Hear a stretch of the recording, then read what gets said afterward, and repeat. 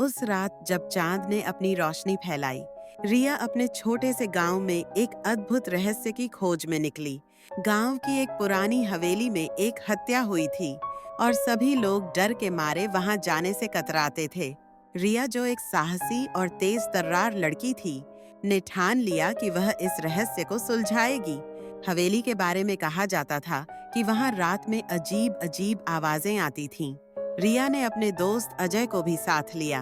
अजय एक बुद्धिमान लड़का था जो हमेशा रिया के साथ हर मुश्किल में खड़ा रहता था।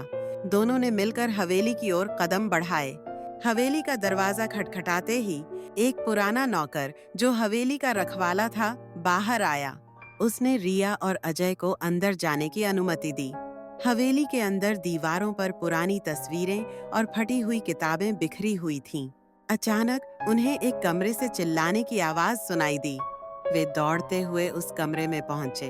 वहां एक महिला की लाश पड़ी थी और उसके पास एक पुराना पत्र था। रिया ने पत्र को उठाया और पढ़ा। जो सच्चाई को खोजेगा उसे अंधेरे का सामना करना पड़ेगा।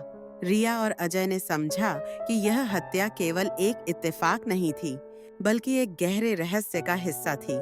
जैसे जैसे वे जांच करते गए, उन्हें पता चला कि मृतक महिला एक लेखक थीं, जिन्होंने अपने उपन्यास में गांव के कई रहस्यों को उजागर किया था।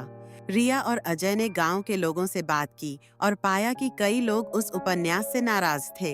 एक रात जब रिया और अजय फिर से हवेली में थे, उन्हें एक छाया दिखाई दी।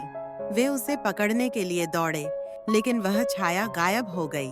अगले दिन उन्होंने गांव के सबसे पुराने व्यक्ति से बात की, जिसने बताया कि हवेली में एक पुरानी किताब छिपी हुई है, जिसमें सभी रहस्यों का हल है। रिया और अजय ने उस किताब को खोजने का निश्चय किया। उन्होंने हवेली की हर कोने को छान मारा और अंततः एक पुरानी दीवार के पीछे किताब को पाया। किताब में लिखा था कि हत्या का असली कारण जेलसी था और मुख्य संदिग्ध गांव का एक अमीर व्यक्ति था, जिसने लेखक की कहानी को अपने खिलाफ समझा। रिया और अजय ने गांव वालों को इकट्ठा किया और उस व्यक्ति का सामना किया। सबूतों के सामने आने पर वह व्यक्ति भागने लगा, लेकिन रिया ने उसे रोक लिया।